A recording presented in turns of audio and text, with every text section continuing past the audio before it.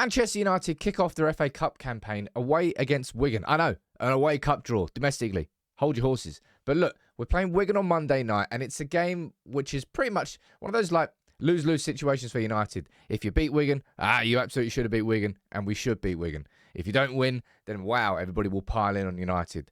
I'm going to run through the team news from Erik Ten Hag, my prediction for the game, the starting 11 I think we should do, because this has to be a game that marks the start of part 2 of this season. I've been saying it after so many games, and it's never come. United have lost 7 times after winning this season. You know how bad that is?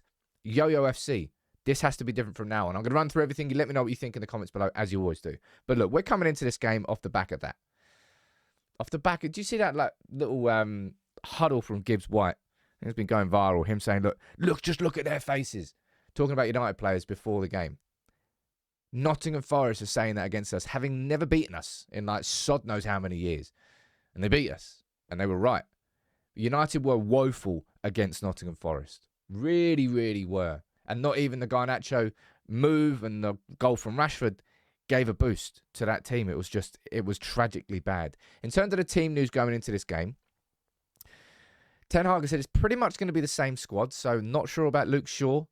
He's missed a few games in a row now since coming back from injury. It's a little bit of a worry. He said, look, Onana's probably going to be available. And the Onana situation I'll talk about in a little bit. But it seems like Onana's going to be available for this game. But in terms of Wigan, right? That's the starting 11 from the game against Forest, which I will run through soon. This is the League One table. 17th. Wigan down there with 4 points from their last 15 in the league. And Wigan's results have been up and down, to say the least. This is a starting 11 from Wigan's last game. And I know I'm not the keenest follower of League One. I don't Luke Shaw's playing the midfield for them instead. I have no idea about any of their team. This is going to be something that Ten Hag has to manage, the expectations of the players going into the game, but we should be going into this game expecting a convincing victory and nothing less. Now, this was the team that played against Forest, and I'm trying to think of any positives I can take from that game. I mean, Garnacho's drive to get that equaliser, yeah, that was good enough, but just pretty much to a man, we were awful against Forest. That has to change from now on. Now, something let's speak about Onana first, really. I'll speak about Martinez next. But Onana is this situation's I find it a little bit strange.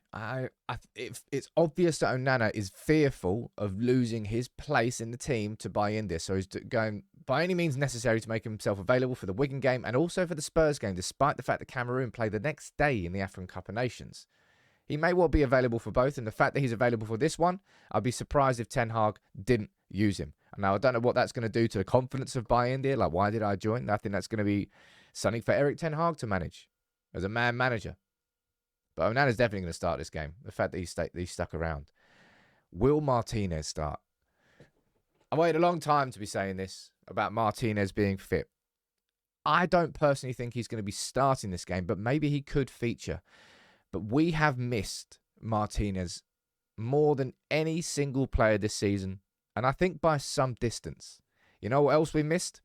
That partnership. Every top team has a centre-back partnership. Those two centre-backs that are there game in, game out. That's how you build title-challenging teams. We haven't had that at all this season. And instead, we've been... Look, I mean, he's played pretty damn well. He's probably one of our best performers in his last few weeks. But we've got Johnny Evans week in, week out for United. It shouldn't happen. In terms of the 11, I think we're going to see against Wigan, I think we'll probably see Evans and Varane keep their places.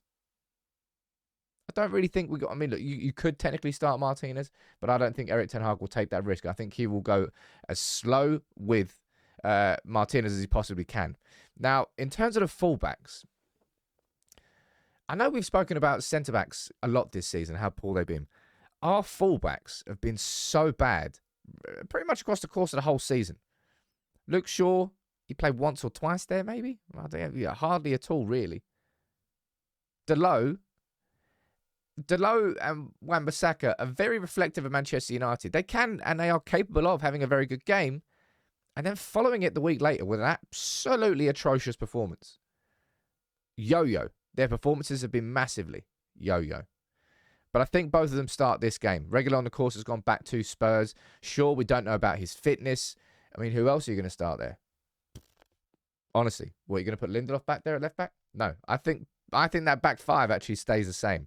And I don't really think we're going to see too many changes between games this season now. We've only got one game a week. Ten Hag didn't rotate last season when we had a load of games, let alone we've only got one game a week.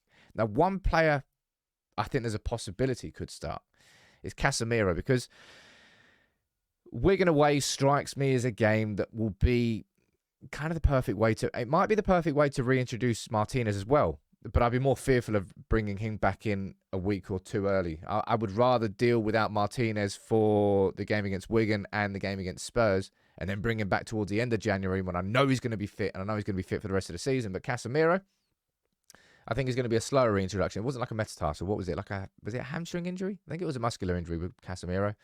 I want to see the midfield I want to see more than anything for the rest of this season is Casemiro, it's Kobbie Mainoo, and it's Bruno Fernandes. I think for me, that midfield trio is the most balanced midfield that we'll be able to put out this season, right? It will likely, in shape, end up being more like the 3-1-6 in possession. Oh, my bad, doing an accidental circle there. Instead of having two pivot midfielders, it'll be one holding number 6 with two more aggressive number 8s. However, Kobbie Mainoo is going to be the glue that sticks all of this together. Because what we need from Casemiro is more positional discipline, right? Occupy that zone, Casemiro, right? Just like you did at Real Madrid, make this your home. Roam around. Do whatever you want. But just kind of do it in that area, please. That's where you're at your best. I know he wants to drive forward more. I know he wants to get more goals, but he doesn't have the athleticism for it. He can't cover the spaces in behind. Mainoo can. Mainoo is the number 6, number 8 hybrid. Somebody who has the ability of breaking up the play, receiving the ball from the defenders, but also driving it forward. Now, having the vision and the capability to do that. He's the glue that sticks it all together. Play Eriksen in that position, we're just too slow. All right? I'd love to see that start against Wigan. I don't know whether we will.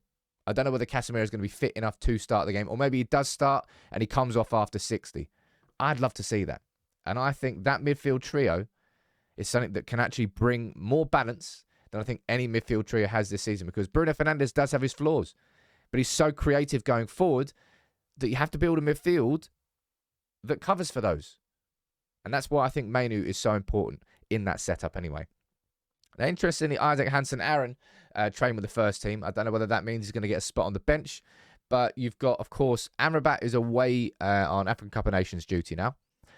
Hannibal actually didn't go with Tunisia, but then his loan might not be happening. Bit weird, bit strange. I don't know what's going on there. Hansen-Aaron's more of a creative number 8 than someone like... I mean, Hannibal kind of falls into the same category as Mainoo, I suppose, as a player. Mainoo's significantly better. I'll say that. And also far better, deeper than Hannibal. Yeah, maybe that's a poor comparison. But Dan Gore could get some minutes here too. It's going to be interesting to see. I'm not sure whether any of them will, though. But Kobbie Mainoo is the one. Bruno, he's had an up and down season. That's the wrong photo there. Jeez, I keep going through wrong photos. Anyway, amateur. Garnacho's been pretty much one of the only shining lights, and I say that a very faded shining light. His progression this season has been phenomenal, his development. But Man United's misfiring attack, he's part of it. He's been the best of a bad bunch. That's what I would say. But he has been pretty good. I kind of feel like I'm being slightly unfair there to Garnacho. I would start Garnacho on that left wing. For sure, I would start Garnacho. And I really don't know whether I would start Rashford. In my opinion, I think we see this man come back in. Højlund wasn't fit to start away at Forest because, well, he just wasn't fit. Ten Hag said he just didn't have the energy to play. But I think we will see Højlund start up front. I think it will see Garnacho on the left. I think we'll see Højlund through the middle. And on the right-hand side is, I think, where you got the biggest questions because, my God, man.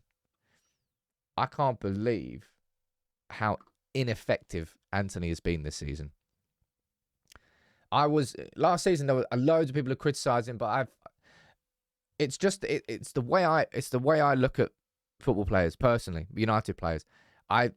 Although I judge in the first season, I don't go too harsh in on them. This season, Antony's been garbage. He's not been impacting the games at all, and he's been a hindrance rather than a help to the team.